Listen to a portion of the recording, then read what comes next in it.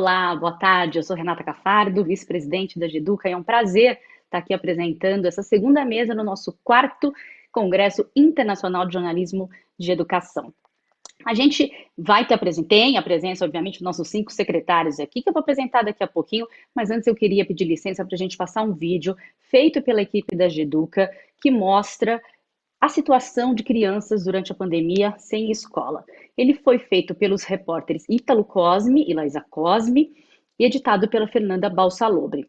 Foi feito na região metropolitana de Fortaleza, mas eu acho que esse vídeo retrata muito bem qualquer outra cidade no interior do Brasil ou mesmo nas capitais.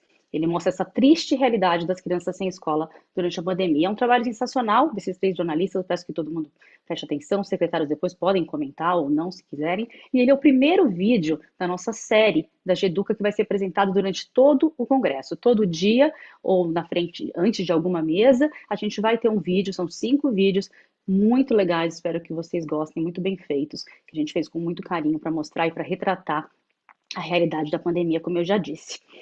Vamos lá? Vamos rodar o vídeo, por favor?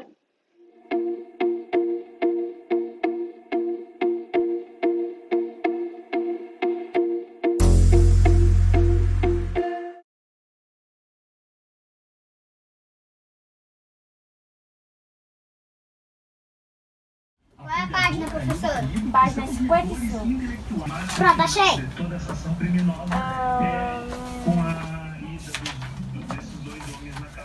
Vocês vão ler um texto que tem aí.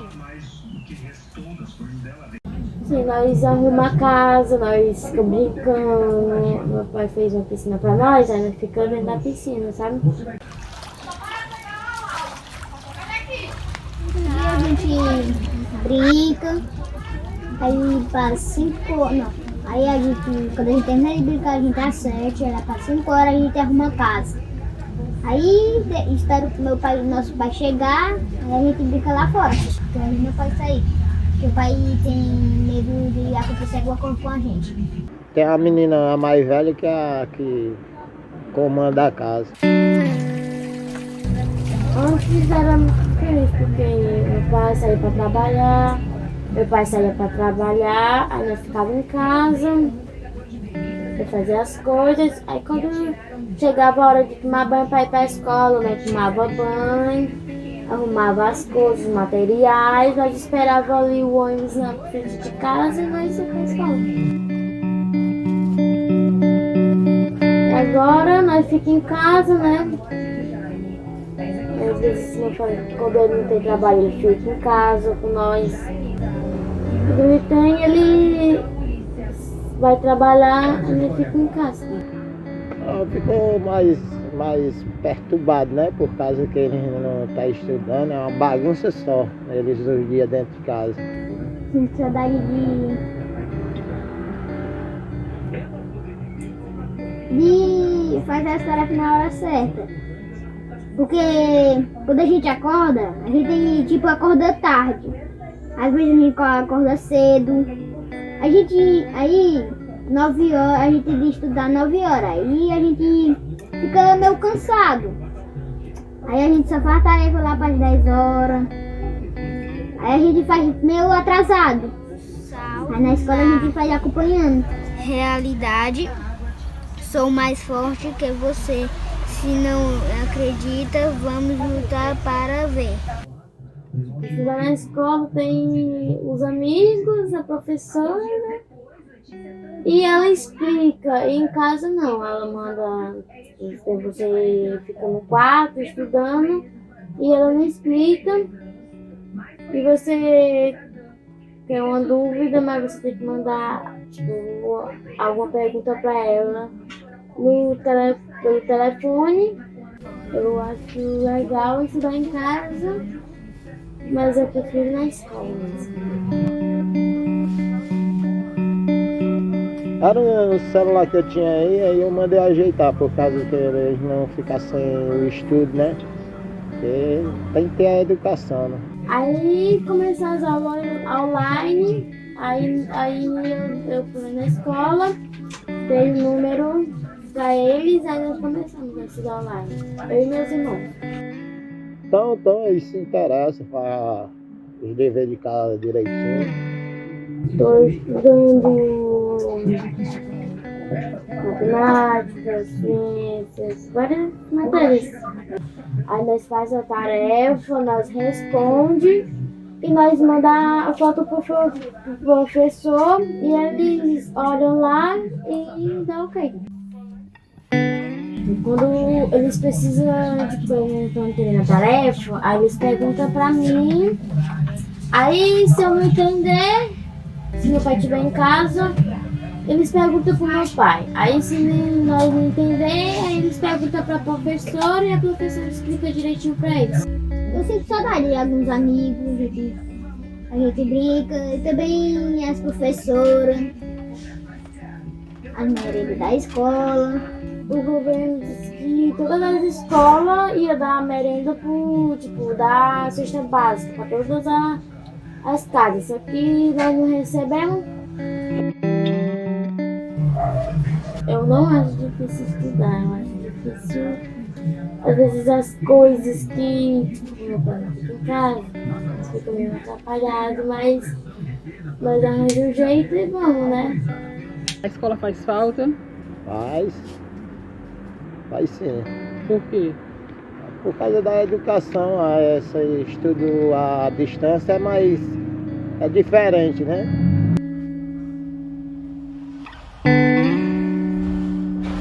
E às vezes eu assisto jornal, né? Aí, né, quando eu tava bem ali assistindo, na outra televisão, meu pai disse que chegou a vacina do coronavírus lá em São Paulo. Aí eu quero que chegue logo à escola. Por quê? Porque eu sinto saudade.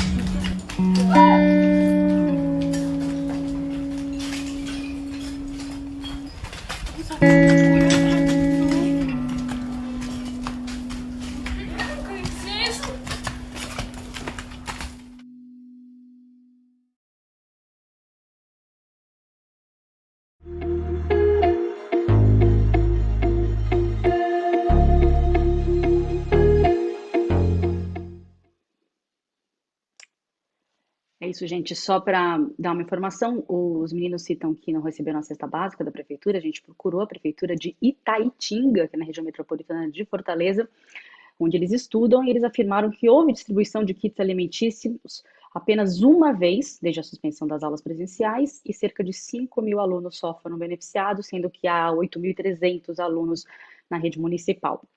E foi utilizado um material só que estava estocado. Eles não tinham dinheiro para mandar mais cestas básicas, mas dizem que este mês deve entregar mais alimentos a todos os estudantes. É uma realidade que a gente vê em muitos lugares aqui do país, né?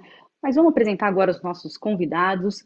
Cada um dos secretários representa uma região do país. A gente chamou um de cada região. É claro, alguns são secretários municipais, outros estaduais. Eu tenho o prazer aqui de apresentar a Elza Fernandes Ortelhado, que é a secretária municipal de Educação de Campo Grande, Getúlio Marques Ferreira, que é secretário de Educação do Estado do Rio Grande do Norte, a Kátia Helena Schweisskart, acertei, Kátia, difícil o sobrenome, né? Secretária Municipal de Educação de Manaus, o Renato Feder, secretário de Educação do Estado do Paraná, e o Rocieli Soares, secretário de Educação do Estado de São Paulo. Muito obrigada a todos pelo tempo, pela disponibilidade de conversar aqui com a gente e com todos os jornalistas da Geduca. Eu vou fazer uma pergunta inicial. Quero lembrar que nesse nosso debate a gente vai ter perguntas que já foram gravadas previamente por repórteres das áreas da cidade ou do estado em que estão os secretários. E isso a gente vai inserir daqui a pouquinho, mas eu quero fazer uma pergunta inicial para todos. Eu peço que cada um use um tempo mais ou menos de 5 minutos para responder, para a gente não se estender muito. E para situar um pouquinho quem está nos assistindo, né? Cada estado, cada cidade tem uma situação muito diferente, muito diferenciada da pandemia e também de como está lidando com a educação nesse momento, no que diz respeito a voltar a atividades presenciais e não voltar. A gente tem opiniões aqui divergentes e políticas divergentes que estão sendo aplicadas nos estados e municípios. Então, eu queria que cada um de vocês explicasse um pouquinho em que situação está o seu estado ou município da pandemia e com relação a essa decisão de voltar ou não para aulas presenciais. Eu vou começar aqui com o meu estado, com o Rocieli Soares. Boa tarde, Rocieli. Você pode explicar um pouquinho a situação de São Paulo hoje? Bom, boa tarde, Renata. Boa tarde a todos que estão aqui nesse dia de hoje fazendo esse debate. É um grande prazer encontrar aí os amigos.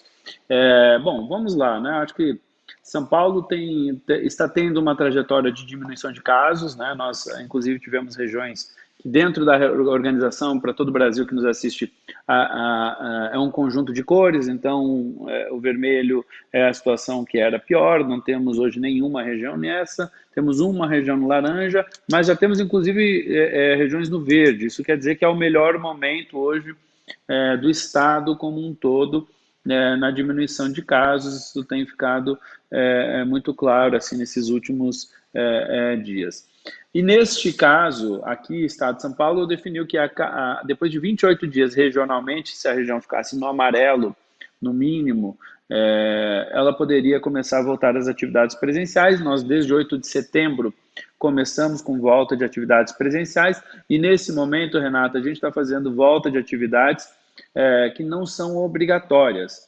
Então, a escola, a família pode construir que tipo de retorno é esse, especialmente para atividades de reforço. Já temos alguns lugares voltando com atividades de aula, especialmente no ensino médio, mas é opcional também isso. Temos uma outra data de volta para o dia 3 de novembro, mas nesse momento temos aí mais de 900 escolas já com atividades presenciais no estado de São Paulo, o que tem sido uma experiência muito importante.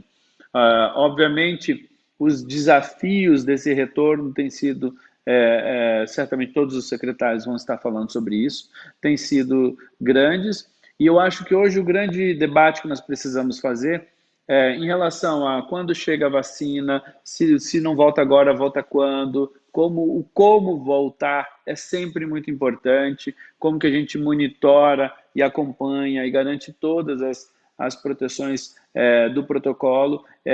Esse é o estado que nós estamos nos encontrando. Não tivemos nenhum caso até hoje dentro das escolas, desde o retorno dia 8 de setembro, mas estamos mantendo a guarda elevada. E temos a visão de que precisamos realmente continuar voltando gradativamente, ainda que vagarosamente, para termos segurança, mas voltar gradativamente ao nosso normal, para não esperarmos se vai ter ou não vai ter a vacina, enfim, esperamos que realmente tenha. Aliás, aqui o governo do estado tem trabalhado muito por isso, mas é muito importante que a gente olhe para os outros aspectos de proteção às nossas crianças, além, obviamente, do desenvolvimento educacional de cada uma delas. Renata. Sabe quantas escolas estaduais já estão abertas? A gente sabe que muitos municípios resistiram aqui no estado e não quiseram abrir, apesar da liberação do governo do estado. Quantas escolas a gente tem abertas hoje? Nós temos hoje aqui no estado de São Paulo 904 escolas, esse número está crescendo a cada semana. Nessa semana a gente deve ter mais algumas escolas aderindo e abrindo. A escola tem que estar absolutamente pronta e tem que ter a liberação do município. Então, sim, tem municípios que não liberaram ainda a volta das atividades, né? A última volta importante agora no dia 7 de outubro foi a cidade de São Paulo, que liberou para atividades extracurriculares, o que foi um passo importante, seja para a pública, seja para a privada. E temos outros municípios que tinham dado determinada decisão que começam a reverter. A gente acredita que durante o mês de outubro ainda nós vamos ter novidades e vamos chegar a mais escolas aí durante esse mês, Renata. 900 de umas 5 mil? 5 mil, de aproximadamente 5 mil escolas. Tá ótimo. Obrigada. Secretário Renato Feder, eu vou aproveitar a deixa aqui do secretário Rocieli, que falou da abertura. Eu soube que hoje é o dia que vocês estão abrindo as escolas no Paraná, é isso? Como é que está isso? Quantas são? São alguns municípios também? O senhor teve resistência de municípios aí no Paraná também para abertura, que eu vi que não são todos, né, que estão abrindo, não são todas as escolas. Em que momento vocês estão aí no Paraná? Boa tarde, secretário. Boa tarde, Renata. Espero que vocês estejam me escutando bem. Boa tarde aos outros secretários e todo mundo que está assistindo. Eu vou usar os meus 5 minutos, vou dividir em 2 partes. Primeiro, contar um pouquinho como que estão as aulas remotas, depois de ver esse vídeo tão emocionante, né, do estado do Ceará. Queria contar aqui no Paraná um pouquinho. Eu diria que a gente conseguiu ter bastante sucesso nas aulas remotas. Acho super importante dividir isso. A gente fez não muito diferente de outros estados, né? São Paulo e Paraná fizeram boas estruturas, tem televisão aberta, temos nosso canal no YouTube, e temos aplicativo, né, que nem São Paulo tem, Amazonas também tem, vários, Espírito Santo, Mato Grosso do Sul, Santa Catarina, vários estados usaram a tecnologia para as aulas remotas. A gente teve dois fatores foram chaves que eu gostaria de dividir com vocês. Primeiro é o celular como a ferramenta principal de acesso. O celular no Brasil, a grande maioria da população tem celular. Então, obviamente, tem aí um percentual pequeno que não tem, mas você consegue chegar, mesmo na rede pública, através do celular. E o governo do Paraná dá os dados gratuitamente. Então, todo o uso do telefone que fica com o adolescente, com o jovem, com a criança, enquanto ele está usando o Aula Paraná, o nosso aplicativo, ele pode estar num celular pré-pago zerado. Né? Então, ele consegue usar tudo isso. Então, isso é muito bom, porque é gratuito. Ele consegue falar com a professora dele, assistir às aulas, ver os PowerPoints, fazer as lições de casa.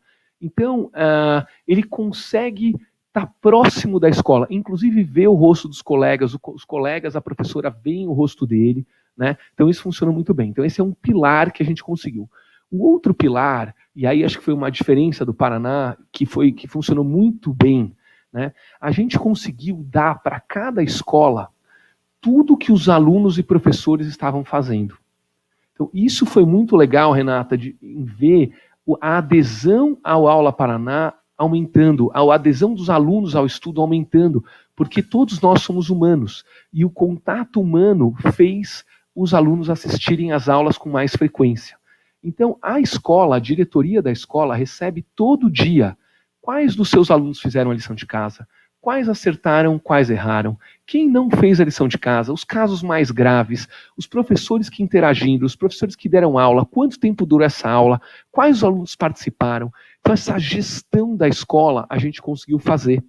E a gente teve um número, só para você ter uma ideia, a gente tem 1 milhão de alunos na nossa rede, né? E a gente tem, num dia normal, 4,5 milhões de lições de casa sendo feitas. Né? Então é muita lição de casa. Cada aluno faz, em média, 4, 5 lições de casa todos os dias, de segunda a sexta. Isso é muito legal. E as videoaulas ao vivo, que é o professor daquele aluno, né, com a sua turma, a gente tem 42 mil professores em sala de aula. A gente tem 30 mil videoaulas por dia aqui no Paraná. Fora as aulas que a secretaria coloca. Então, isso também ajudou, porque o aluno, ele gosta de assistir o professor dele, a professora dele, mais do que as aulas da TV, né, que é aquele professor que a aula não é assistida, é uma aula em conversa. Então, o professor escuta o aluno, vê o aluno, tem muita interação, né, na aula síncrona. Então, a gente está aqui beirando 30 mil videoaulas síncronas todos os dias. Então, isso aqui é muito legal de dividir, né, e eu acho que o fator preponderante foi o celular e o uso você dá a gestão para o diretor da escola para saber tudo o que acontece na escola dele digitalmente. Isso é possível fazer. Sobre o volta às aulas, como a Renata falou, hoje é um dia muito especial, 19 de outubro. Depois de 7 meses com as escolas fechadas, agora estamos reabrindo as escolas. Então, é o primeiro dia ainda, estamos apenas com 54 escolas sendo abertas para atividades extracurriculares. E foi permitido que as escolas particulares e as escolas municipais que quisessem, pudessem voltar com atividades extracurriculares somente. Então, muitas escolas particulares estão fazendo isso, várias prefeituras aqui no Paraná também estão abrindo suas escolas hoje, pela primeira vez, e estamos somente com 54 escolas, e somente em regiões onde há baixa incidência do coronavírus, baixa taxa de transmissão e baixos casos de óbito. Mas o nosso plano é ir aumentando, então a gente deve ir também subindo esse número, né? São Paulo já está com um número maravilhoso, 900 escolas nas 5 mil, a gente estão 2.000 escolas, são 50 nessas 2 primeiras semanas, e depois a gente deve aumentar esse número conforme a gente sentir segurança. Obviamente que a prioridade total é o protocolo de saúde, o distanciamento, máscara, álcool gel e o termômetro em todas as escolas antes delas abrirem. A gente está bem confiante que a gente vai conseguir fazer igual São Paulo fez, igual a Europa fez, que é reabrir sem casos de contaminação, né, com o coronavírus controlado, com as crianças usando máscara, os pais assinam um termo de compromisso antes de enviar os seus filhos para a escola, de que os filhos vão obedecer o protocolo, e assim, aos poucos, a gente vai retomando as atividades. São basicamente em Curitiba ou em outras cidades, essas 50 abertas? No Paraná inteiro, em Curitiba não, porque Curitiba está acima da média do estado, né? A gente tem outras cidades do estado, Curitiba está acima da média, não abriu as escolas públicas do estado Média ainda. de contaminações, o senhor está falando? Média de contaminação, exatamente. A gente tem uma média de contaminação e uma média de óbitos, e Curitiba está um pouco acima da média, e a gente só está abrindo escolas em regiões do estado que estão abaixo da média. A gente abriu em outras cidades, Francisco Beltrão, Moarama, Irati, tem algumas regiões do estado que a gente abriu, né? Pato Branco, Entendi. se eu não me engano, tem umas 5, 6 regiões do estado, essas 54 escolas e tem 30 cidades, em geral cidades pequenas. Entendi, obrigada. Vamos continuar entre os que abriram escolas, depois nós vamos conversar com quem não abriu escola ainda. Professora Kátia, pode explicar, Manaus foi a primeira cidade, né, a abrir no país, para escolas particulares, depois para escolas públicas. Hoje vocês já abriram até para o ensino fundamental, não é mesmo? Me corrija se eu estiver errada, nas escolas públicas. Me conta um pouquinho da experiência de vocês. Vocês já têm dados, já tem...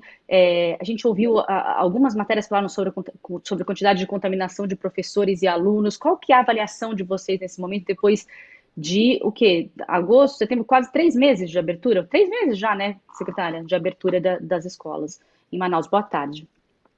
Oi, boa tarde, Renata, boa tarde, Rocieli, amigo que foi secretário nosso do Estado aqui, boa tarde aos demais secretários e a todos que estão nos assistindo. Renata, há um pouco de confusão que as pessoas fazem. Quem abriu as escolas foi a Secretaria Estadual. A Secretaria Municipal continua, o município de Manaus continua com as escolas municipais fechadas para aulas presenciais.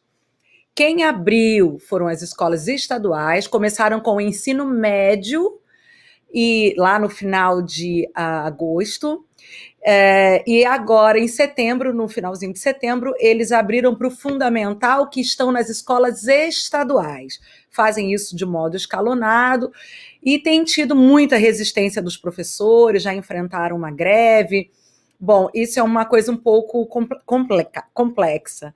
No município de Manaus, o prefeito da cidade não autorizou, junto com as autoridades de saúde municipais. Nós, da CEMED de Manaus, como nós temos feito desde o início, nós temos um trabalho junto com a Secretaria Estadual, onde nós começamos a produzir, nós fomos um dos primeiros municípios no Brasil que começamos a produzir o projeto Aula em Casa, produzindo conteúdo para plataformas digitais e para a TV aberta. Isso nós começamos a fazer lá em março, para todas as crianças, e temos um acompanhamento, como disse o Renato, nós também temos um acompanhamento. Hoje, o município de Manaus tem mais de 185 mil crianças que acompanham por meio das plataformas e pela TV aberta, e nós prestamos um tipo de assessoria por meio dos professores, que estão todos enturmados com seus alunos virtualmente, e temos aí, sim, quase 40 mil alunos que não participaram das aulas remotas, e que nós estamos num trabalho grande de busca ativa para apoiar esses alunos e seus familiares, já que eles não conseguem acompanhar os links. Em função disso, o que nós conseguimos, nós pretendíamos reabrir 56 escolas em setembro, no final de setembro, quando o Estado abriu o fundamental, e as autoridades de saúde municipais do município de Manaus, em função do possível aumento dos casos que estavam sendo noticiados, o prefeito achou por bem não autorizar. O Estado, que já tinha autorizado as escolas privadas, então a gente passou a intensificar o nosso trabalho de aulas remotas, de apoio com distribuição de materiais. Não é só o que a gente produz para as plataformas e para as TVs. Nós também produzimos muito material impresso, distribuímos os livros didáticos e fazemos um acompanhamento também nas casas dos alunos que não estão conseguindo participar.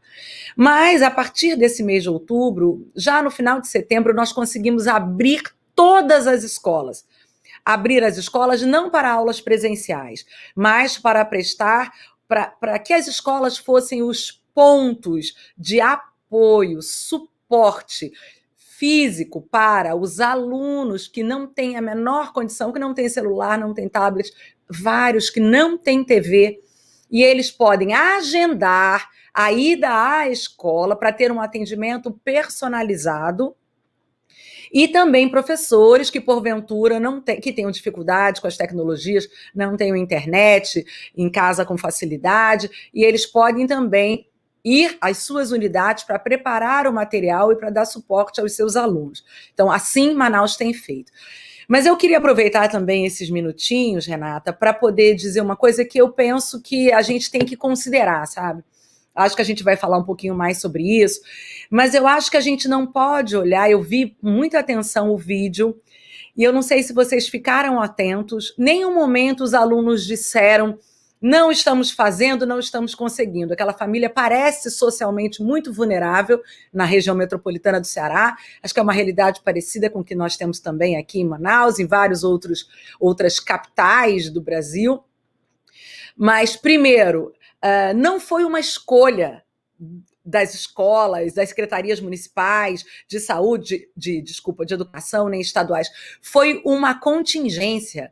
O vírus se interpôs nas nossas atividades.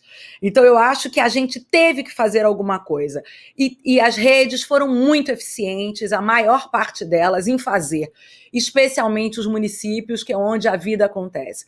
Porque uma coisa a gente precisa dizer, não houve uma coordenação nacional para esse processo. E todos fizemos as nossas custas, as nossas expensas. E quem conseguiu fazer, fez como Manaus fez, como uma das primeiras capitais, porque já tinha um trabalho de gestão muito organizado há vários anos.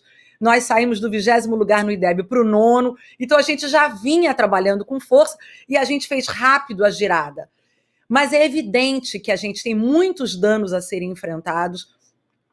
A situação da desigualdade, ela não se colocou na pandemia, ela já existia, ela se agrava com a pandemia na medida em que a gente não a enfrenta. Mas eu penso que a gente tem que usar também esse momento para colecionar aprendizados. Eu acho que o século XXI se inicia na pandemia. A tecnologia chega para ficar e a gente vai precisar de um direcionamento diferenciado do Ministério da Educação em relação a linhas de financiamento, como é que vão dar suporte às redes nos próximos 2 ou 3 anos. A questão, para mim, educação é muito além da escola e ela não pode se restringir em abre ou fecha a escola. A gente teve muitos problemas com as escolas fechadas, tivemos muitos aprendizados com o que nós conseguimos fazer e teremos muitos desafios para frente. Agora é hora da gente olhar para os aprendizados e tentar deixar um legado para os novos municípios, as novas municipalidades que vão estar agora, a partir do ano que vem, porque nós estamos vivendo eleições municipais, e pedir que se instale uma coordenação nacional, haja vista a pandemia não ser um problema local. Então, tem muitas questões em relação a conteúdos, em relação ao que, de fato, vamos conseguir guardar desses aprendizados das crianças, de pensar também que na diversidade se aprende muitas coisas, né? O sofrimento também ensina, e como é que isso pode virar aprendizado para fortalecer o processo acadêmico dessas crianças, apesar de todas as desigualdades desse Brasil. Renata. Obrigada, professora. Só para a gente entender, então, a rede estadual permitiu a abertura e a Prefeitura de Manaus não abriu a rede municipal, mas permitiu a abertura das estaduais em Manaus, é isso? Sim, porque não cabia, gente, o conselho estadual, não foi a secretaria, existe o conselho estadual e o conselho municipal. Aqui quem aprova são os conselhos. Então, o prefeito de Manaus não autorizou as aulas presenciais, autorizou as escolas como ponto de apoio e como suporte ao projeto Aula em Casa. O Estado é outra história.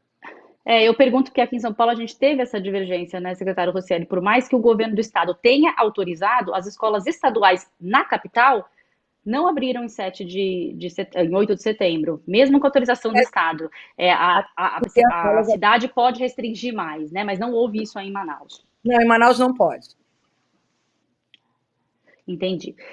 Secretária Elza, pode falar um pouquinho da sua situação aí em Campo Grande? Vamos ao centro-oeste do país entender um pouquinho como é que está a situação aí. Vocês não voltaram e não tem previsão para a volta às aulas, é isso? Boa tarde, secretária.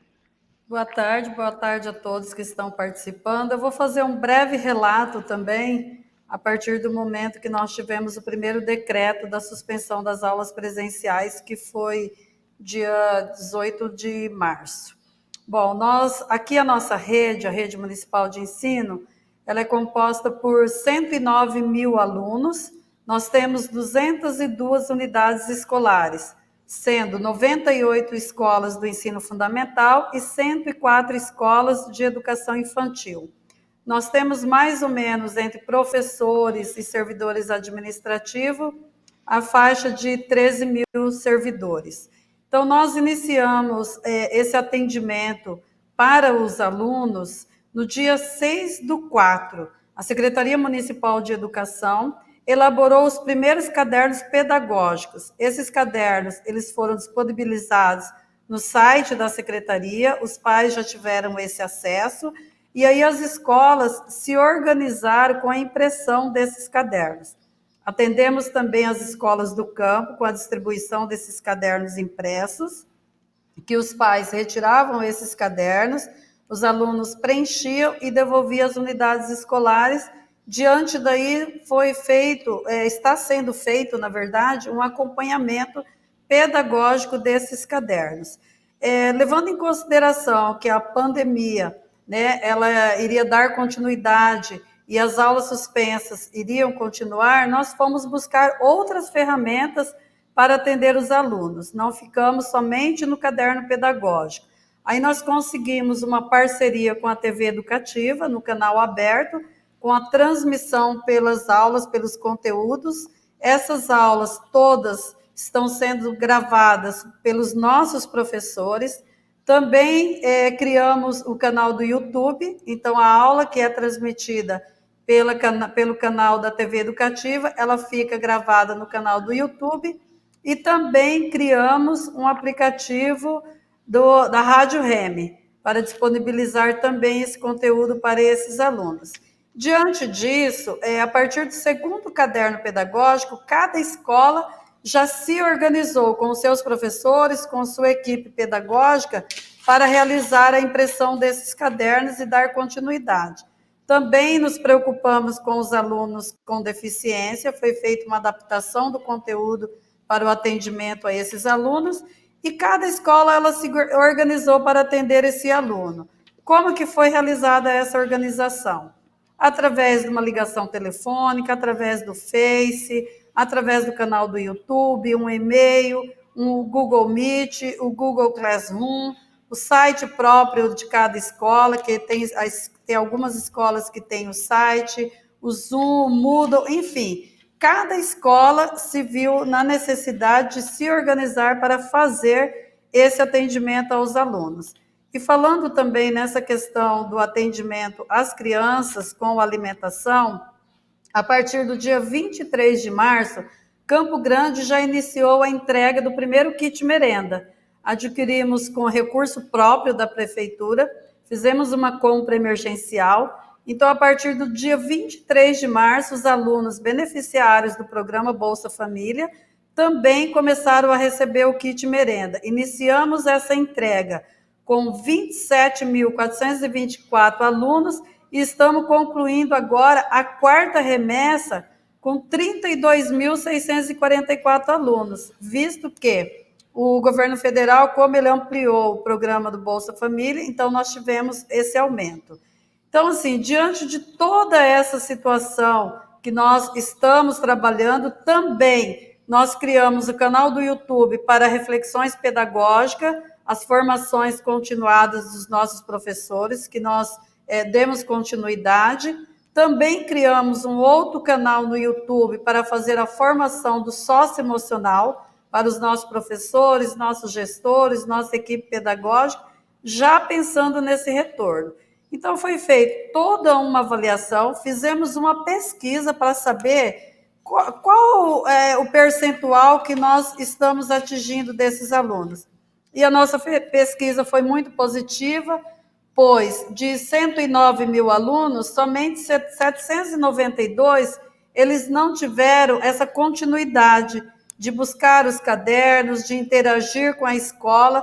Diante disso, nós estamos, junto com o Conselho Tutelar, realizando uma busca ativa até para que nós possamos saber qual situação que está vivendo esse aluno, né? O risco que ele está correndo, como que está vivendo esse aluno. Então, eu creio que essa avaliação ela foi feita já tem um mês, esse número ele já diminuiu. Então, diante de toda essa situação que nós consideramos, nós tomamos a iniciativa em concluir o ano letivo de 2020 com o ensino remoto. Até porque, diante do número de alunos que nós temos, um possível retorno, nós teríamos que fazer uma nova organização para o ensino híbrido, né? E assim, se nós pararmos para pensar, está totalmente organizada a nossa rede de acordo com o número de alunos que nós temos. E também nós realizamos um caderno de experiência para atender as crianças do grupo 1 ao grupo 3, que os pais tiveram acesso a esse caderno para interagir com essa criança em casa. Mesmo não tendo a obrigatoriedade, nós estamos dando esse atendimento a essa faixa etária também, que são as crianças matriculadas nas nossas EMEIs. Então, diante de tudo isso, nós tomamos a iniciativa em não retornar esse ano, né? Nós vamos concluir o ano de 2020 com o ensino remoto. Aqui, o estado de Mato Grosso do Sul também não retornou às aulas presenciais, somente retornaram as escolas particulares à educação infantil. Renata. Obrigada, secretária. E vocês vão retornar em janeiro ou vão esperar alguma condição para permitir a volta em janeiro? Já está decidido que vai voltar em 2021 ou não?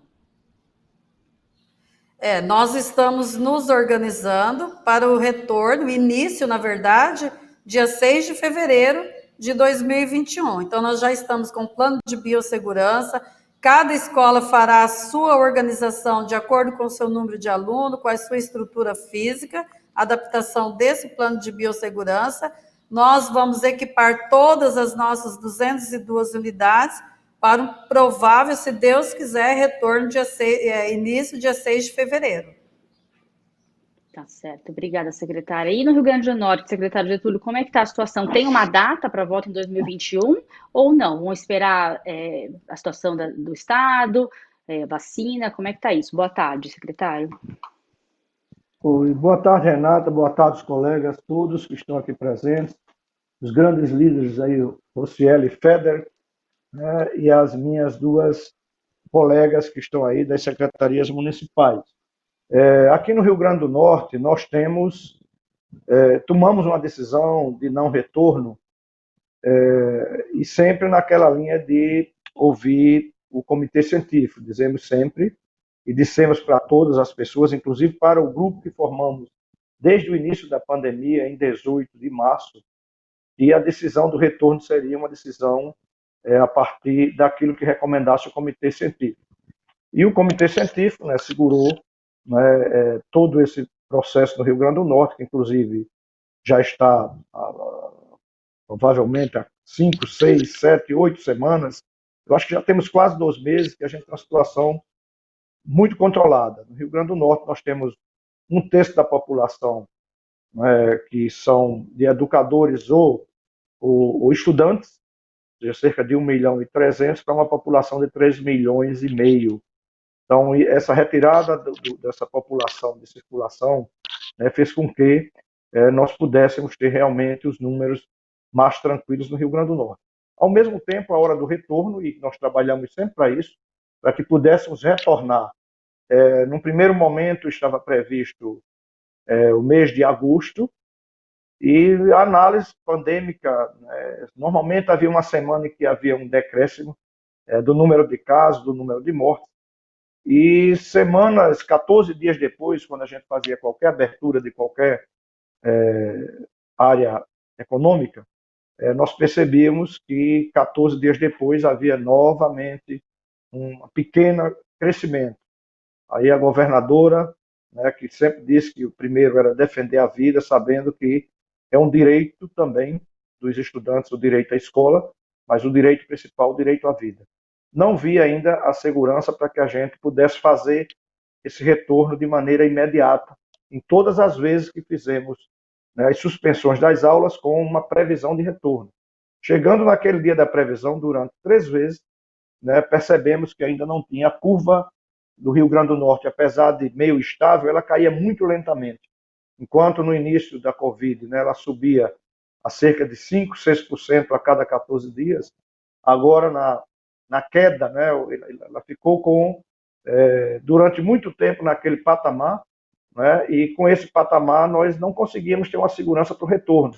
Até dizíamos assim, porque no dia que nós fizemos a primeira parada, que foi 17 de março, em virtude disso, nós tínhamos 75 casos suspeitos, 32 confirmados e apenas um, né, que tinha sido, aliás, apenas um confirmado com 32 descartados. Então, naquele momento, a gente via, e naquele momento, com um confirmado, sem morte, a gente parou. Como é que eu paro hoje? Como hoje mesmo, por exemplo, nós temos poucas mortes. Às vezes 5, às vezes 0, às vezes 3, às vezes 4, mas ainda muitos casos. E nesse momento, que foi outra coisa, que culturalmente aqui no Nordeste do país, esse período de eleições é uma festa. Não é da cultura nordestina, não sei como são nas outras regiões, mas aqui nós estamos muito preocupados, nesses 2 últimos fins de semana, com as tais das carreatas, das passeatas, dos comícios, e parece mais carnavais fora de época. E aí, a cada vez que acontece isso, né, a gente vai ver um pouquinho mais à frente o aumento de casos, inclusive já percebemos na semana anterior para esta um aumento de casos aqui. Por isso, essa decisão, e não foi uma decisão só do governo do estado, foi trabalhada com a Undime. Alguns municípios gostariam de ter retornado, que entendiam que já estavam em condições, né, e parecido com o que o Rocieli colocou de São Paulo, né, alguns que já na fase verde, com estas possibilidades. E nós sempre deixamos toda essa autonomia, né, para os municípios, mas desde que, né, os municípios depois tivessem as condições, inclusive isso dito pelo nosso comitê científico, de fazer o rastreamento, o acompanhamento, o isolamento daqueles casos que porventura voltassem a acontecer. E aí, considerando que nós estávamos com todo esse trabalho e sem as condições ideais de retorno, não só as de biossegurança, porque os recursos oriundos do governo federal em nenhum momento foram direcionados a isso, por mais que Concede e Undime tivessem sempre solicitado os recursos pertinentes a isso, né, nós entendíamos que ainda não tínhamos condições de voltar. E a abertura, aí foi uma questão entre os secretários municipais e nós da Secretaria Estadual, e a abertura considerada, deixada para cada uma das escolas, ia criar mais um vácuo para a gente, principalmente na questão do transporte escolar, porque nos municípios é o mesmo transporte escolar que traz alunos do estado e alunos do município para suas aulas. E baseado em outras evidências que nós estávamos acompanhando, inclusive do retorno de segunda onda em alguns países, achamos por bem focar todo o nosso trabalho no ensino não presencial. Algo que já vinha acontecendo desde o dia 17, com algumas dificuldades. No nosso estado, a dificuldade ela foi ampliada porque, como nós estávamos negociando com o sindicato o piso salarial, até novembro, foi quando nós fizemos a negociação e formalizamos, até 29 de maio, né, nós tínhamos uma parte dos professores, quase 50% em greve. Então foi um complicador a mais, porque muitos desses alunos não tiveram acesso a nada, mesmo independente da pandemia, por conta das greves. No retorno da greve, a gente já com 2 portarias estabelecidas, as escolas começaram a retornar para o processo. No início das nossas 598 escolas, nós tínhamos 456 em aulas no mês de junho, e no retorno, depois da greve, hoje nós temos 556 em aulas não presenciais. Então, com atividades, como já foi dito aqui pelos nossos colegas secretários, algumas atividades impressas para aqueles alunos que não têm acesso a essas atividades, outras utilizando a nossa escola digital, que é um ambiente de aprendizagem onde você pode fazer videoconferência, onde os alunos se veem com telas compartilhadas. Lá já temos 90 mil salas, né, em que os professores, com seus alunos, eles já fazem esse trabalho. Né? Além da plataforma digital que é própria do nosso sistema de educação do Rio Grande do Norte, temos diversos parceiros, ClickIdeia, Google Classroom, né, e diversos outros parceiros privados que nos ofereceram essas possibilidades. Colocamos a disponibilidade, tanto no sistema Android como iOS, né, de aplicativo chamado EducaRN, onde os alunos têm, a partir do celular, conferências pelo SIGEDUC, tudo gratuito, com essas ferramentas digitais, né, e o objetivo aqui foi que eles tivessem acesso aos conteúdos educacionais e atuar nessa ponte, né, com a comunicação à distância entre os alunos e professores, o objetivo do nosso aplicativo. E como resolvemos não voltar, e só voltaremos, a previsão é 1º de fevereiro, que é uma volta conjunta, estados e municípios, até porque desde esse ano, no regime de colaboração, nós conseguimos que todos os municípios fizessem a sua semana pedagógica inicial junto com o Estado. Nós estamos trabalhando desde agora o ano de 2009, o ano que passou, que nós assumimos a secretaria, um grande trabalho com a nossa equipe, que tem sido muito eficiente nisso, e com uma parceria forte com a Undime. Então, estamos nos preparando para isso, já temos, e vamos fazer agora, a partir de outubro ainda, antes do final de outubro, o tipo de escola que vocês estão fazendo, que São Paulo já fez, que o Paraná, e agora eu vi Mato Grosso e Manaus, que é poder dar apoio aos alunos. Então, as escolas não obrigatórias, mas com a presença de estudantes, com horários pré-definidos, com uma agenda que eles possam ir lá para tirar dúvidas, para terem orientações, inclusive para aqueles que vão fazer o Enem.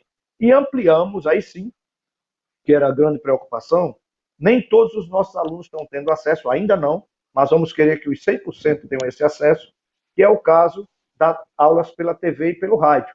Algumas cidades têm aula pelo rádio, principalmente para jovens e adultos, e as aulas para TV, para todos os anos regulares, nós ampliamos agora com uma TV aberta, como já foi feito, acho que no Paraná. Então, aqui o canal é TV Bandeirantes, aberto para todos os alunos, com 11 horas por dia, 4 à tarde, 4 à noite, 4 da manhã, 4 à tarde, 3 à noite, 4 horas no canal direto, que é o canal 3.1, de aulões das 6 às 8 da manhã, para alunos que vão fazer, né?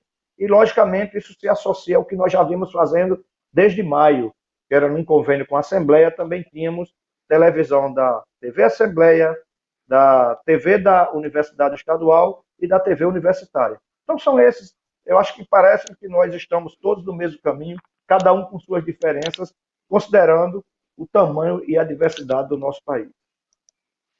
Tá certo, secretário, super obrigada. Vamos começar a fazer algumas perguntas aqui locais. Eu recebi uma pergunta, ela não pôde gravar, a Isabelle Baroni, que é correspondente de Brasília da Gazeta do Povo, do Paraná. Ela teve alguns problemas pessoais e não pôde gravar um vídeo, mas eu vou fazer a pergunta dela aqui para o secretário Renato Feder, obviamente. Ela pergunta com relação à sua avaliação da atuação do Ministério da Educação nesse momento. Ela lembra que o senhor teve conversas com o presidente Bolsonaro, foi cotado para o Ministério, e ela pergunta duas coisas. Como é que o senhor vê a atuação do Ministério da Educação durante toda a pandemia? A gente já viu aí alguns secretários reclamando, né, da falta de atuação e de qualquer tipo de política vinda do Ministério da Educação nesse momento, e o que o senhor faria, ela pergunta, se estivesse lá, se tivesse aceitado o convite.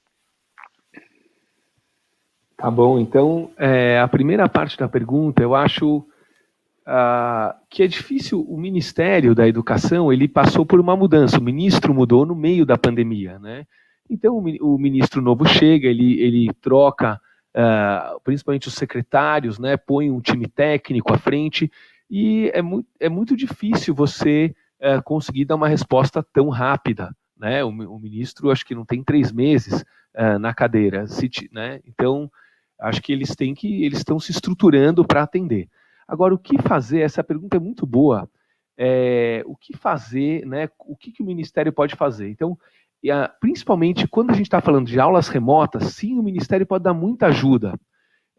na parte de estruturação. Então, poxa, a TV, cada estado tem que fazer a sua, cada município tem que fazer o seu, né? Será que a gente não poderia unir os esforços? O aplicativo, cada município vai ter o seu agente. Então, São Paulo tem a central de mídias, o Paraná tem o Aula Paraná, o Amazonas tem o seu aplicativo. Quer dizer, não pode ter um aplicativo melhor que todos poderiam usar? A questão de acompanhamento das postagens, as videoaulas, quer dizer, toda essa parte de tecnologia, de estrutura, seria muito legal o MEC poder ter esse papel de usar o que é bom num estado, bom num município, para ofertar para os outros. Né? O MEC ser um grande centralizador, concatenar essas boas iniciativas Brasil afora, né, para ajudar. Ano que vem teremos a gente tem eleição para diretor no Paraná, né? Então vamos ter novos diretores de escola em todas as escolas estaduais. Vários estados têm eleições.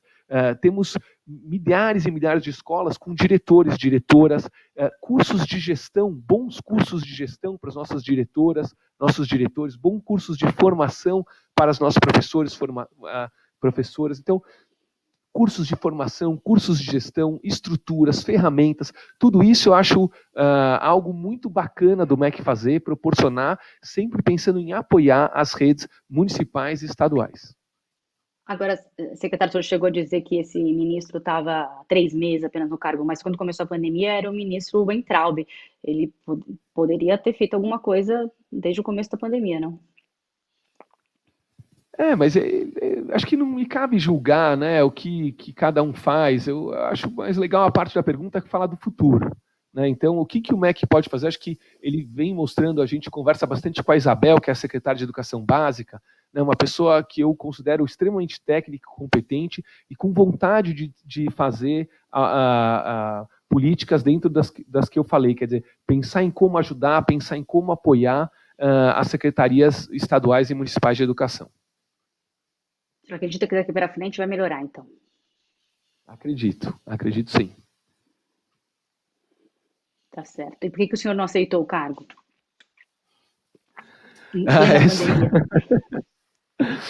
Essa foi uma questão.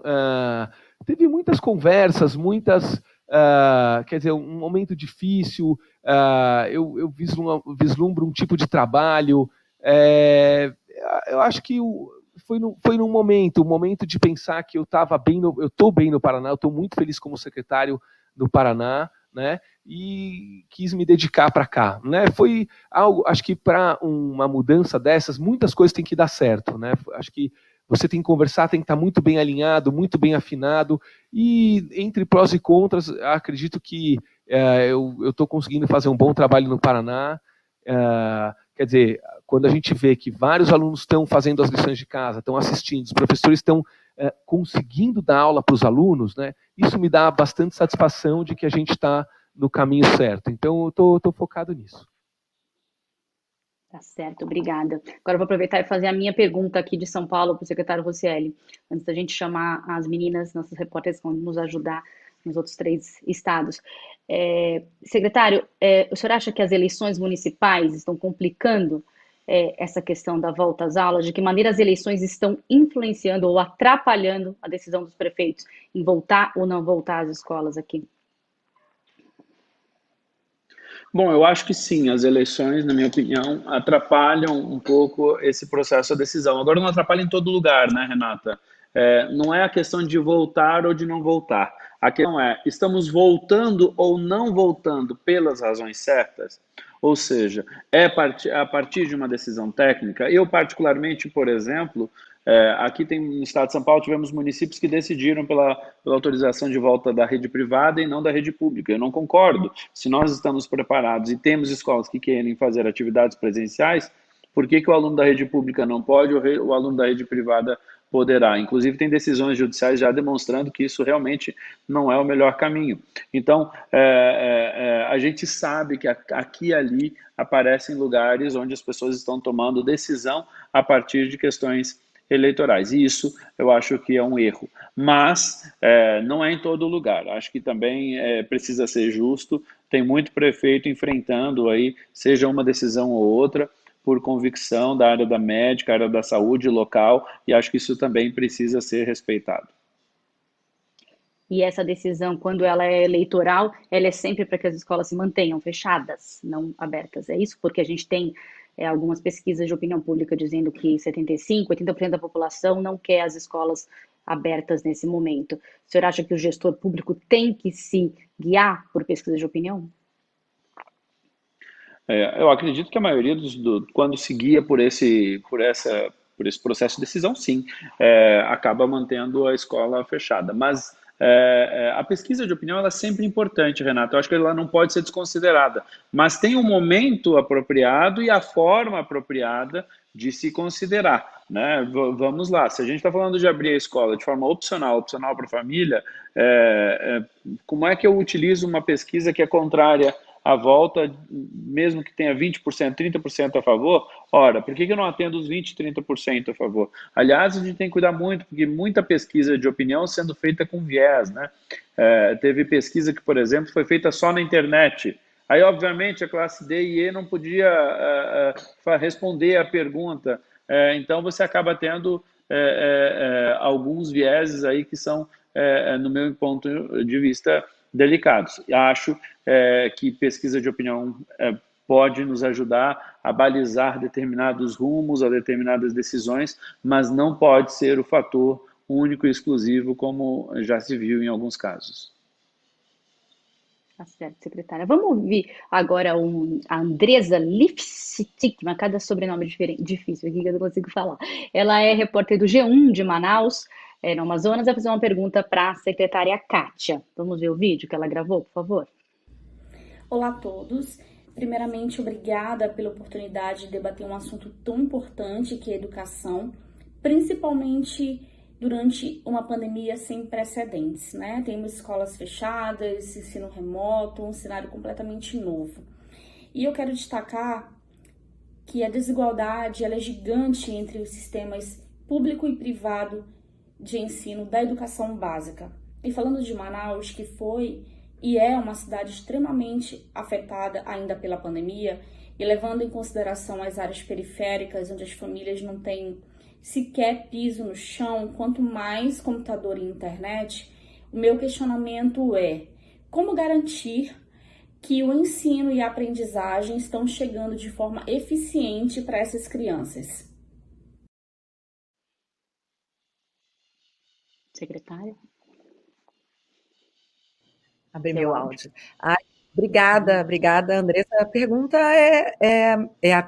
é ótima e é clássica, né? Eu falei um pouquinho no início, desde o dia 17 de março, quando nós paralisamos, por meio de um decreto do prefeito, todas as aulas presenciais na rede municipal, nós iniciamos, primeiro nós fizemos um recesso escolar, nós antecipamos o recesso do meio do ano para aquelas primeiras 2 semanas, e nesse momento nós organizamos o projeto Aula em Casa, que começou a funcionar imediatamente, com a gente produzindo conteúdo para o Fundamental 1, para plataformas digitais, YouTube, canais, diversas plataformas, e já naquele momento nós começamos com a TV aberta.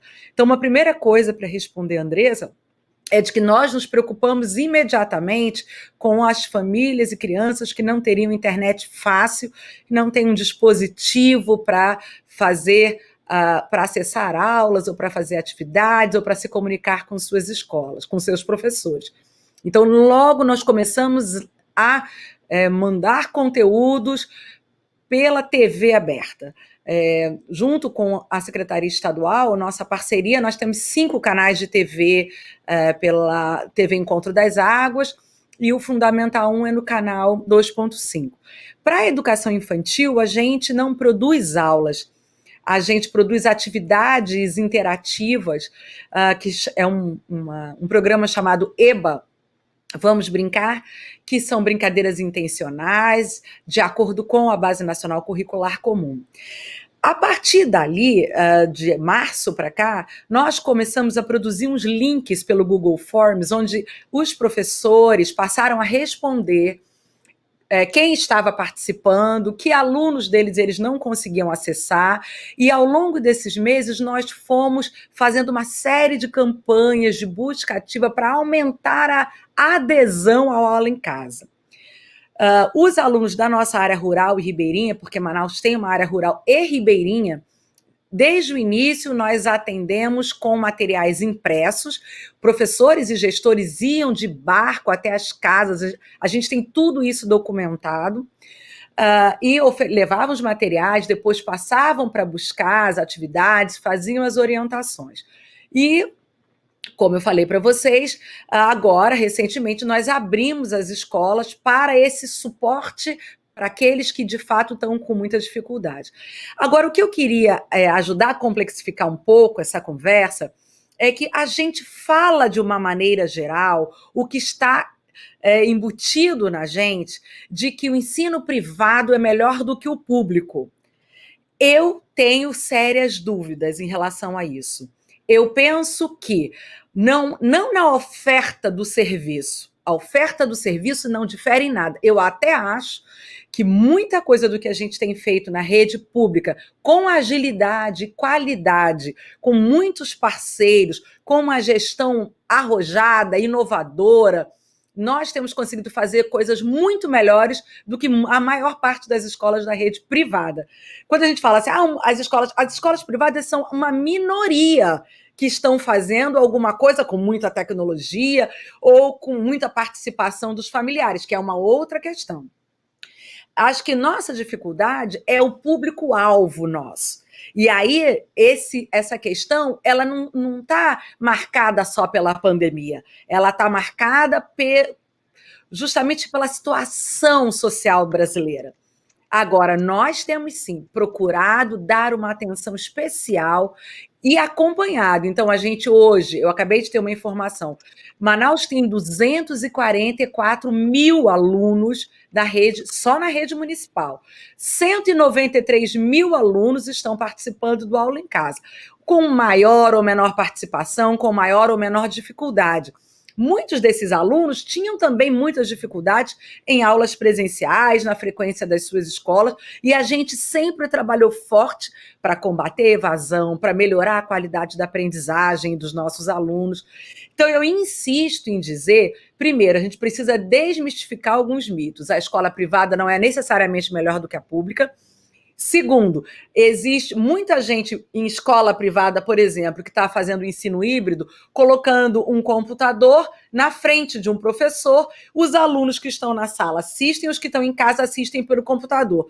Para criança pequena, primeiro ao quinto ano, um professor com uma câmera na frente dele, falando, sem ele nem poder se aproximar dos alunos, não faz muita diferença dele estar atendendo esse aluno também em casa. Eu acho que essa discussão, se a gente sair um pouco desse geral e começar a mergulhar nas experiências exitosas que nós estamos tendo no chão das escolas, no esforço da maior parte dos professores brasileiros que estão fazendo uma diferença muito grande.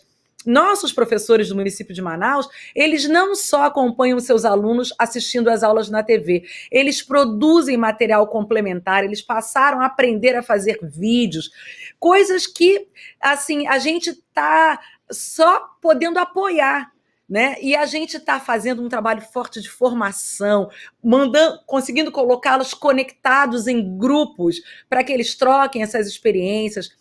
Vamos fazer um seminário virtual no final do ano para coletar as boas práticas. Eu acho que a gente tem que sair um pouco desse falso dilema. A educação ela é muito complexa no Brasil, especialmente a educação infantil no ensino fundamental, e a gente não pode achar que a desigualdade que já era posta, ela se resolve pela qualidade do que é oferecido no privado e pela qualidade do que é oferecido no público. Não é verdade. Renata. Tá certo. Eu vou aproveitar e fazer uma pergunta que chegou aqui dos nossos jornalistas que estão assistindo, obviamente nosso público é de jornalistas, que chegou do Rafael Preto. Ele pergunta, e eu queria que assim, só para a gente não se alongar, o secretário, eu vou perguntar para todos de uma vez, quem tiver a resposta sim, levanta a mão, a gente não precisa se alongar muito na resposta, só para saber, algum estado ou cidade ofereceu ajuda de custo para os professores que estão tendo gastos com energia elétrica e internet, por exemplo? Quem recebeu, quem ofereceu, levanta a mão. Só o Paraná? O senhor ofereceu o quê? Vai ajudar dinheiro mesmo para a internet? Não, o professor, quando ele baixa o aplicativo Aula Paraná, todo o gasto dele com o pacote de dados é pago pelo Estado. Então a gente não ofereceu hardware, né, o celular, nem o computador, mas ele, na conta do celular dele não vem acrescido o valor que ele gasta fazendo as videoaulas. Toda essa conta vai para o governo do Estado. Entendi. Tido, Renata. Não? Aqui, eu. Nesse sentido, São Paulo também fez, foi o primeiro a fazer o dado patrocinado, e nós agora também vamos comprar o chip para todos os profissionais da educação, que vai ter o chip de dados e mais de pacote de telefonia, de ligação mesmo para os professores. A gente começa a entregar agora em novembro, isso já vai ser usado também agora nesse período de pandemia, mas vai ser utilizado também já para o pós-pandemia. Além disso, também vamos ajudar os 500 mil estudantes mais vulneráveis do Estado também com um chip específico para que eles possam acessar outras plataformas fora, para além, portanto, dessas que nós temos os dados patrocinados, Renata. Tá ótimo, obrigada. Vamos ouvir agora a Graciela Andrade, da TV Morena, TV Globo, né, de Campo Grande, que vai fazer uma pergunta para a secretária Elza. Oi, meu nome é Graciela Andrade, eu sou repórter da TV Morena, afiliada da Globo aqui em Mato Grosso do Sul, Campo Grande, e a minha pergunta vai para a secretária Elza Fernandes. A gente sabe que o município já anunciou que as aulas presenciais só serão retomadas a partir do ano que vem, assim como também no estado. Na época desse anúncio, a secretaria informou que foi feita uma pesquisa e que, de acordo com essa pesquisa, 90% dos alunos estavam participando ativamente das aulas remotas. A gente sabe que participar das aulas é uma coisa e estar realmente aprendendo é outra. A gente sabe da dificuldade de muitos alunos não têm internet, muitos pais estão tendo que ir até as escolas retirar as atividades. Eu já conversei com vários pais que dizem que ao chegar em casa eles não conseguem ajudar os filhos nas atividades, muitos trabalham, também não podem acompanhar, e aí a gente sabe que vai haver um déficit no aprendizado. E a minha pergunta é justamente em relação a isso. Como é que a secretaria está se preparando para resolver esse déficit no aprendizado, levando-se em consideração que são poucos meses até o início do próximo ano letivo, esse desafio enorme, em meio à pandemia, porque a gente não sabe ainda como é que vai estar no ano que vem.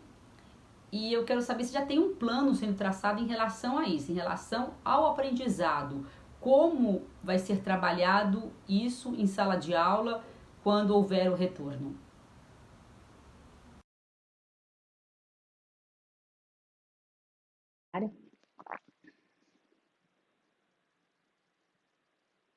Acho que a senhora está no mute. Bom, eu vou responder a Graciela. Eu acredito que essa preocupação não é somente de Campo Grande, Mato Grosso do Sul, mas é uma preocupação de todo o Brasil, de todos os meus colegas que estão participando. Por quê? Por mais que nós tentamos, na verdade, levar esse atendimento pedagógico com as diversas ferramentas que eu já coloquei, meus colegas também colocaram, nós sabemos que não tem 100% de eficácia. O ensino remoto ele não substitui o ensino presencial, porque o professor, da noite para o dia, ele teve que aprender a dar suas aulas, a ministrar as suas aulas, a levar o conteúdo para os alunos de dentro da sua casa. Os pais que não estavam preparados, e eu digo isso, não é somente aqueles pais que têm uma escolarização menor, mas no geral, de dar esse atendimento e fazer o papel do professor ali. Então, nós estamos, sim, nos preparando. Eu acredito que todos que estão nos ouvindo, todos os secretários, meus colegas, nós iniciaremos primeiro com a preocupação do acolhimento a essas crianças, a esses alunos, com uma avaliação diagnóstica, com um plano pedagógico já preparado para iniciar o ano de 2021, né, de acordo com a BNCC, trabalhando a questão do contraturno com o reforço escolar para que nós possamos nos preocupar com o pedagógico desse ano, que ele não foi 100% eficaz. Mas isso eu quero reforçar o que a minha colega Kátia disse a respeito da qualidade do ensino público. Quando nós iniciamos a pandemia com as aulas remotas suspensas, nós estávamos com 107 mil alunos, hoje nós estamos com 109 mil alunos, porque muitos alunos das escolas particulares migraram para a rede pública, principalmente aqui nos nossos estados, e nós tivemos depoimentos de vários professores aqui do município, das universidades, que, no geral, as escolas municipais estavam muito mais preparadas para acolher esses alunos do que as escolas particulares. Então, eu creio nisso, não é um problema somente da rede pública de ensino, mas também as escolas particulares terão essa mesma preocupação em recuperar, vamos dizer assim, o ano de 2020. Por quê? Diante dessa decisão em manter as aulas remotas suspensas, nós tivemos uma preocupação com a saúde dos nossos alunos, dos familiares e também dos nossos profissionais de educação. Renata. Tá certo, secretária, obrigada. Agora vamos ouvir a Mariana Ceci, que é do jornal Tribuna do Norte e Lição de Casa do Rio Grande do Norte. Fazer a pergunta para o secretário Getúlio. Boa tarde, secretário. Boa tarde a todas e todos. É um prazer poder estar aqui hoje. Vou fazer uma breve contextualização para poder entrar na minha pergunta propriamente. Secretário, Rio Grande do Norte foi um dos primeiros estados a apresentar uma posição firme quanto à não possibilidade de retomada das atividades na rede pública estadual, ainda este ano, das atividades presenciais. Desde então, o Estado foca nas atividades remotas e recentemente deu início à transmissão de teleaulas na TV aberta, com foco principalmente no desenvolvimento de habilidades e competências e não nas questões conteudísticas propriamente ditas, como o senhor disse em entrevista à Tribuna do Norte recentemente, que tive a oportunidade de fazer. A pergunta que eu gostaria de fazer para o senhor diz respeito a esse outro lado, que é a questão dos conteúdos. Recentemente, o resultado do IDEB 2019 foi divulgado e nele o Rio Grande do Norte apresenta um dos 4 piores resultados do país para o ensino médio, com 30,1% das nossas escolas estaduais com índice abaixo de 3,1%, que é considerado muito baixo.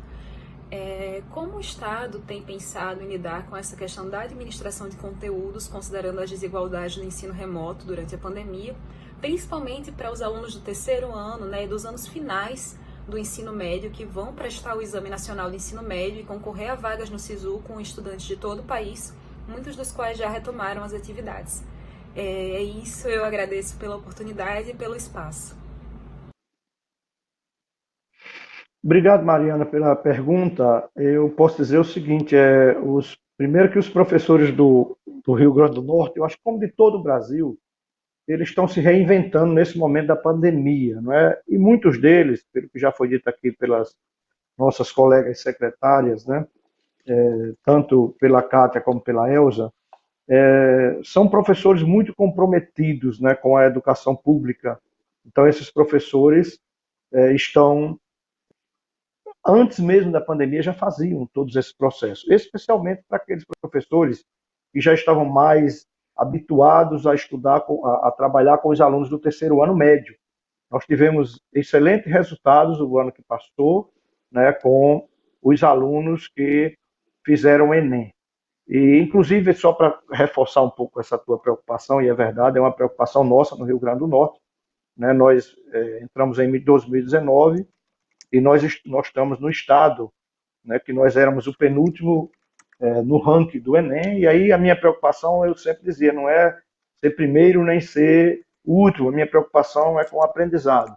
Então, se eu fosse o último, mas todos os estados brasileiros tivessem um bom aprendizado, seria excelente. numa média, sem precisar de uma disputa, mas considerando a situação da aprendizagem dos nossos alunos. O que é que aconteceu entre 2019 e 2020? Claro que o IDEB, né, ele é computado a partir dos resultados de 2019, mas que o Rio Grande do Norte, apesar de ainda continuar entre os últimos estados brasileiros, e é verdade, mas já vinha num crescente pequeno, mas vinha. Entre 13 e 15, o Rio Grande do Norte cresceu 0,4. Entre 15 e 17, cresceu 0,9. E entre 17 e 19, que foi esse último resultado, nós crescemos 0,32, ou seja, de 0,04, 0,09, nós vamos para 0,32.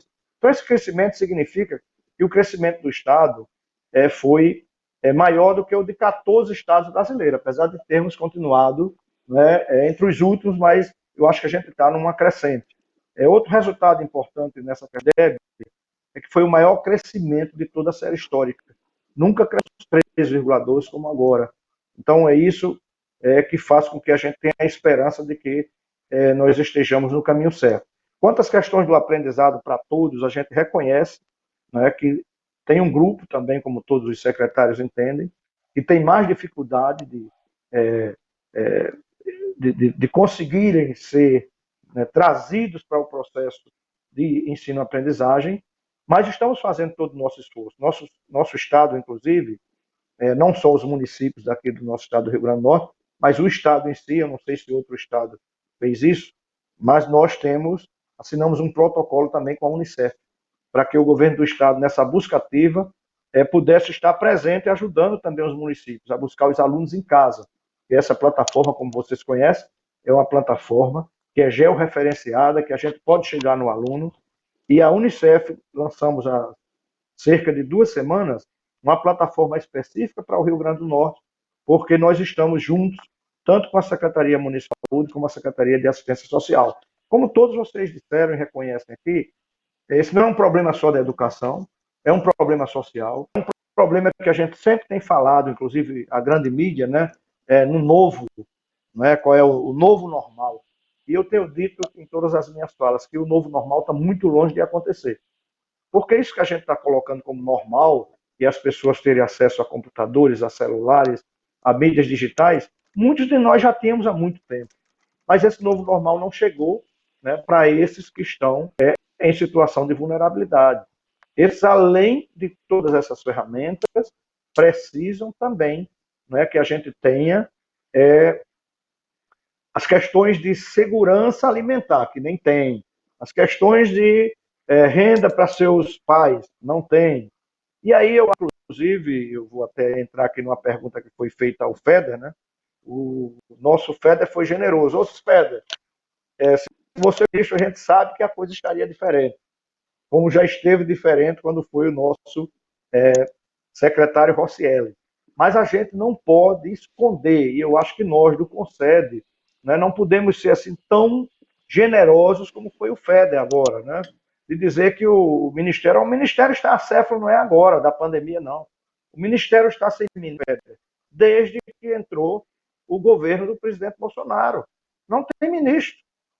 Os ministros que o Vélez... O que foi que o Vélez fez? O que foi que trabalhamos nós no Conselho com o Vélez? Nada. O que foi que trabalhamos nós do Conselho, do Concede, né, quando tivemos o Ventrado? Nada. A única coisa que ele fez foi uma vez para uma reunião em São Paulo para dizer que os meninos deviam varrer chão porque a gente estava reclamando de recursos para utilizar, para contratar os terceirizados, inclusive de universidades e institutos federais. Essa era a posição dele. E nós apostamos até, Feder, que você aceitaria e, conhecendo a realidade, não faria o que está.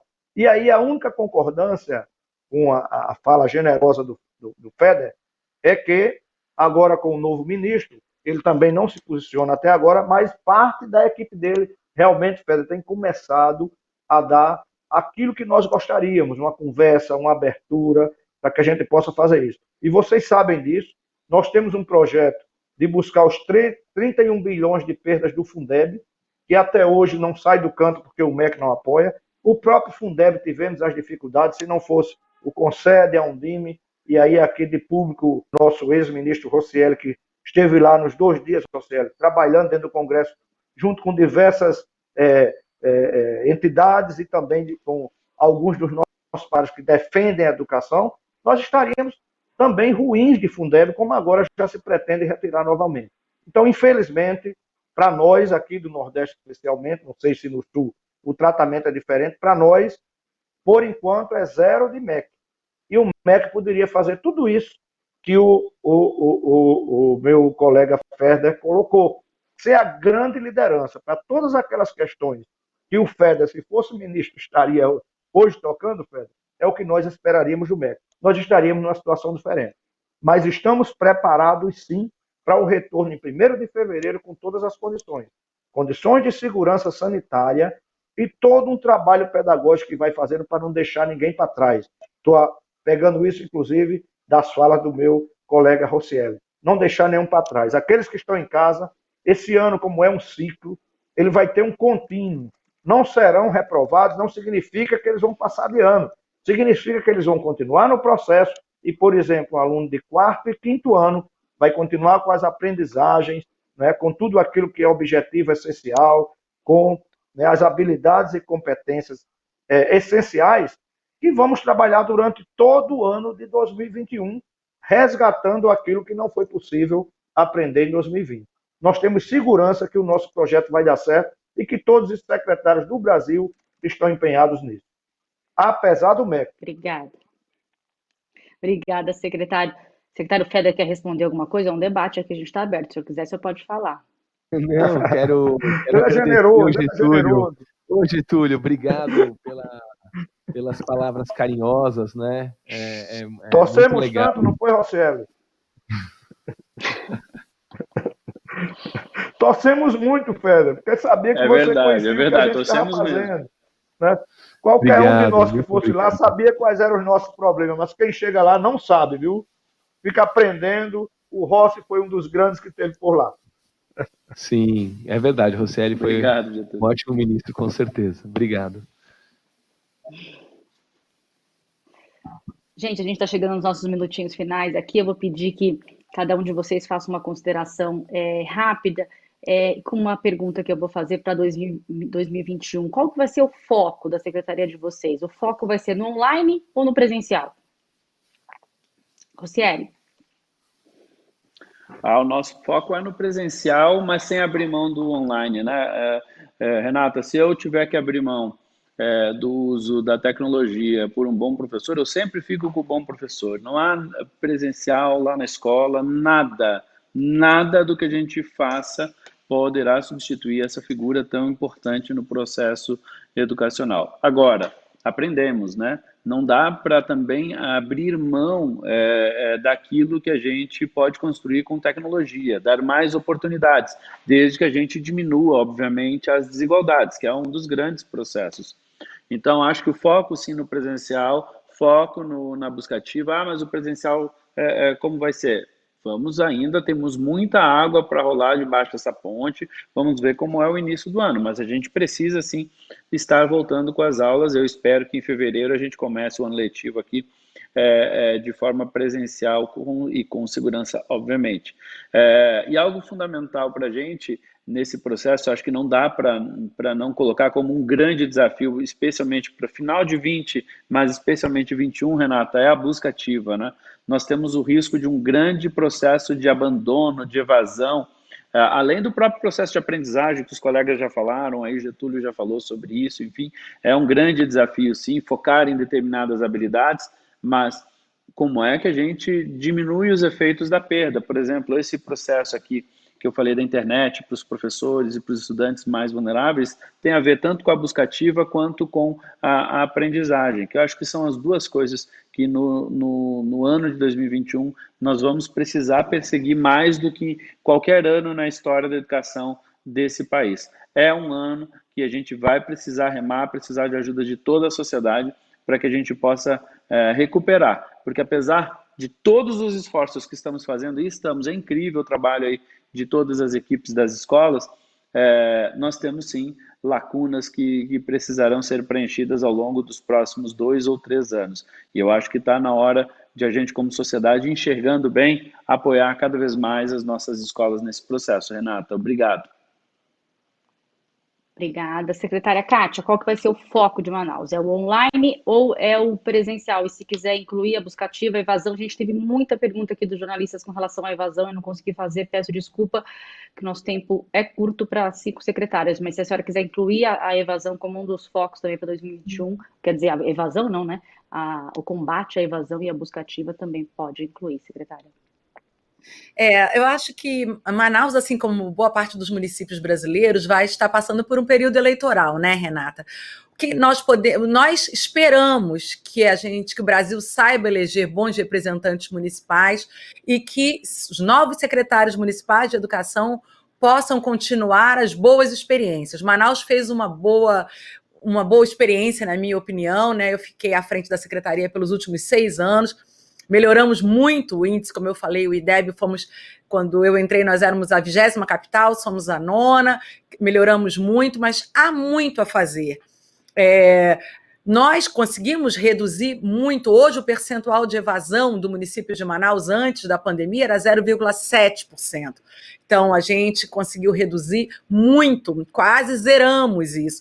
Acho que a gente está tentando, ao longo desse momento da pandemia, com as nossas estratégias, nós temos centros municipais de apoio sociopsicopedagógico, que são equipes que fazem um trabalho, uma ponte entre as escolas e as famílias, que faz um trabalho intersetorial, ligando o pessoal da assistência, conselhos tutelares, o pessoal da saúde, porque educação é muito mais do que escola. E eu não tenho dúvida que é a política pública que chega mais perto das crianças e adolescentes mais socialmente vulneráveis. Por isso, às vezes, erradamente, dá a impressão de que é o serviço mais problemático que é oferecido à população, quando, na verdade, na minha opinião, pelo menos o trabalho que a gente tem feito aqui é dos melhores serviços públicos que a gente tem para oferecer, com muitos problemas. E aí eu concordo, a gente vai ter que pensar seriamente e precisa, sim, de uma coordenação nacional para apoiar os municípios que estarão começando novas gestões. Essa pergunta que você me fez, Renata, tem que ser feita no começo do ano para os novos prefeitos e novos secretários. O que nós podemos dizer? Estamos deixando organizada a gestão, do ponto de vista financeiro, do ponto de vista de uma gestão voltada para a qualidade. Qualidade não é só número, é também apoio, compreensão, a formação dos professores, valorização dos professores, envolvimento das famílias com o fazer educacional. E a pandemia, a gente praticou muito isso, eu acho que isso tem que continuar. A presença mais ativa das famílias, independente da classe social, no processo de aprendizagem, especialmente das crianças e dos adolescentes, é algo que a gente não vai mais poder jogar fora, assim como também a presença da tecnologia.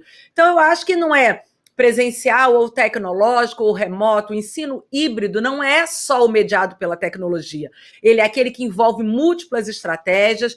A gente teve uma pitadinha agora na pandemia com o protagonismo dos professores, os desafios e o comprometimento de muitas famílias, mas a gente vai precisar realmente de uma coordenação, de políticas que possam potencializar o que já se conseguiu fazer em estados e municípios de um modo muito voluntarista e disperso.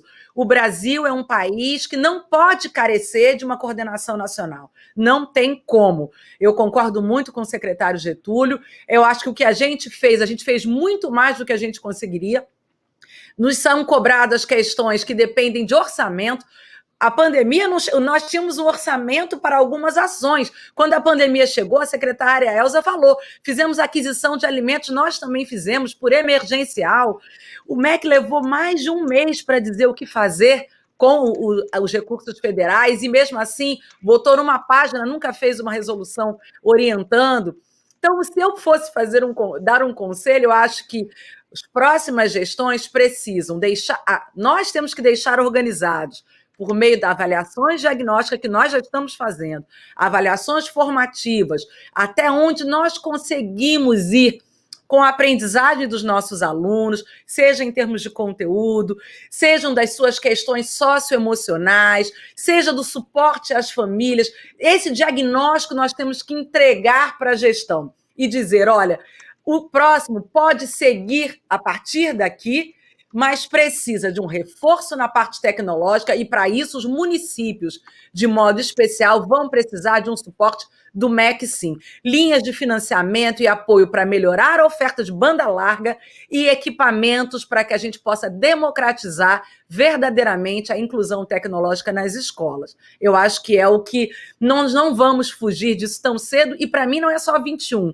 é 21 e 22, e os sinais de melhora nós vamos ter talvez daqui a uns 2 anos. Obrigada por tudo aí, obrigada, foi um prazer estar com vocês, Renata. Obrigada, secretária. Secretário Renato Feder, qual que vai ser o foco em 2021 para vocês? Obrigado, Renata, pela pergunta.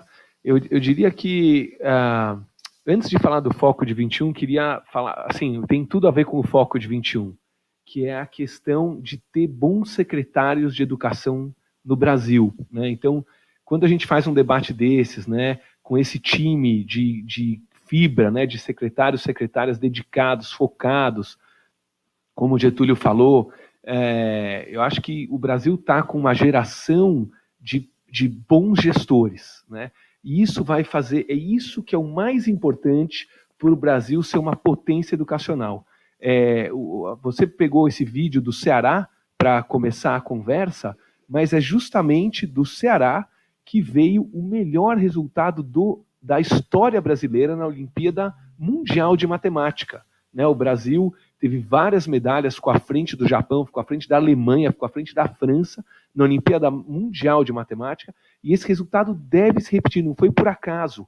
É um trabalho de bons gestores focados na escola pública, focados na matemática, vários institutos ligados à matemática, e com bom trabalho você colhe resultados. Eu acho que o Brasil vai caminhar, o Brasil está muito mal no PISA, mas eu acredito que nos próximos testes a gente vai ver o Brasil subindo bastante com esses bons gestores dedicando melhor. Aí, sobre o ano que vem, a pandemia ela trouxe muitos lados negativos para a educação e vários lados positivos para a educação. No total, é mais, obviamente, negativo que positivo, né? A gente queria que as crianças estivessem na escola. Mas o lado positivo fica, que é a tecnologia. Então, falando sobre 21, a gente vai focar nas aulas presenciais, se Deus quiser, a gente vai estar com as salas de aula, com os alunos, com os professores lá, com as escolas seguras, né? Sem a pandemia, então a gente vai focar nisso. Só que o ganho da tecnologia veio para ficar. Então, você vê professores do Brasil afora navegando com seus alunos nos museus, você vê navegando com seus alunos dentro do corpo humano, você vê professores de matemática mostrando gráficos e equações de uma maneira muito mais simples com o uso da tecnologia. Então, aqui no Paraná, por exemplo, praticamente 100% dos professores sabem fazer uma aula virtual, sabem postar as lições, sabem colocar links para os seus alunos, sabem escolher bons conteúdos. Então, o ganho da tecnologia é um ganho que a gente vai adicionar às aulas presenciais em 2021, se Deus quiser. Obrigada pela participação, secretária Elza.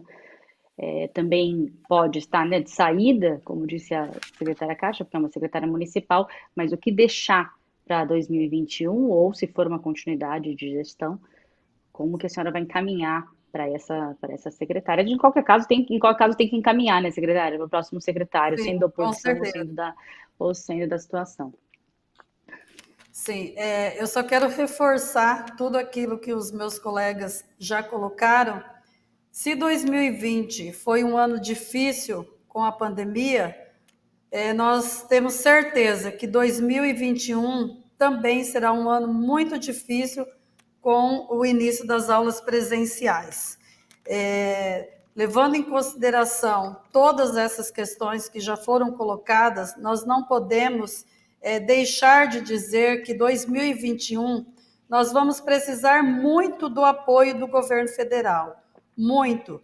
Por quê? Aqui em Campo Grande, eu vou dar um exemplo. De 180 escolas da educação infantil, somente 56 tiveram condições de um retorno com todos os protocolos de biossegurança. Agora, vamos imaginar, iniciar o ano de 2021 com os alunos presenciais, nós teremos que dispor de EPIs para as nossas 202 unidades, esse atendimento aos 109 mil alunos, e os nossos profissionais de educação, vamos colocar aí a faixa de 12 mil.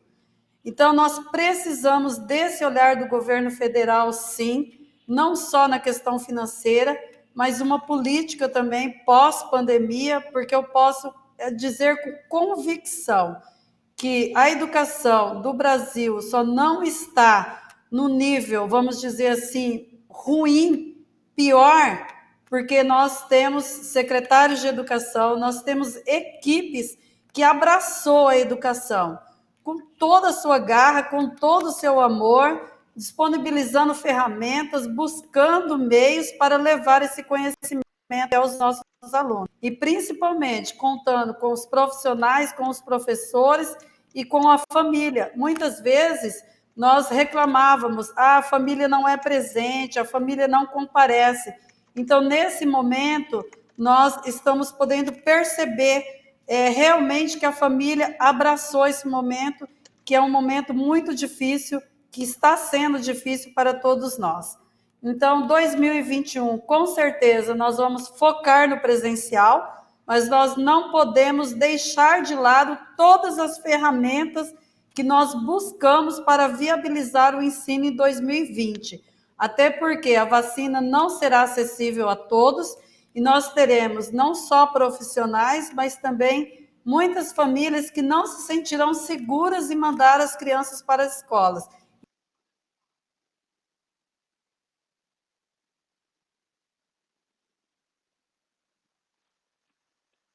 Olá, vocês estão me ouvindo? Travou aqui.